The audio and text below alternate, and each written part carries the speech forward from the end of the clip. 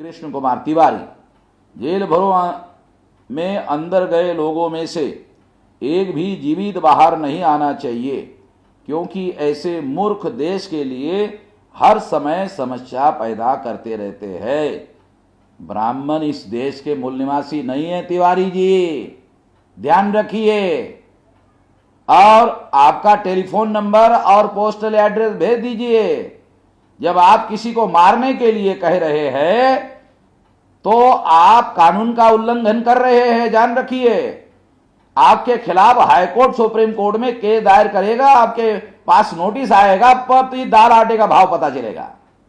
ऐसे कई ब्राह्मणों को हम सबक सिखा चुके हैं, जरा ध्यान रखिए। हमने कभी ब्राह्मण को धरो, बांधो, पीटो, मारो कभी कहा हमने? हम तो केवल ये कह रहे हैं कि हजारों सालों से ब्राह्मण SC ST OBC के ऊपर अत्याचार कर रहे हैं।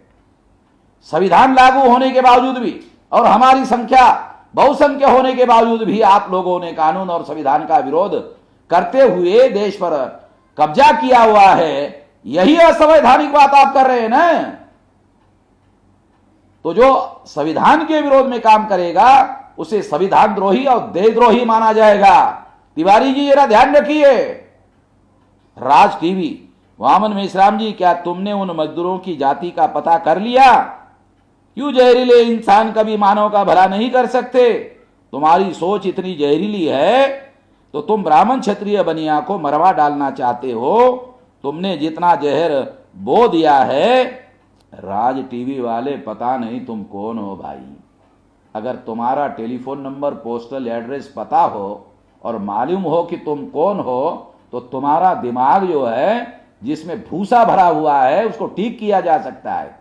हमने कभी ब्राह्मण को धरो, बांधो, मारो, पीटो, उसकी हत्या करो ऐसा किसी को कहा? या हमारे आंदोलन के द्वारा किसी आदमी ने, किसी कार्यकर्ता ने किसी ब्राह्मण को धरा, बांधा, मारा है? कोई उदाहरण कोई बता सकते हो? मगर RSS ब्राह्मणों के द्वारा जो संगठन चलाए जा रहे हैं उनसे प्रभावित होकर मुसलमानों को धर रहे, बांध रहे, मॉब लिंचिंग कर रहे, हत्या कर रहे।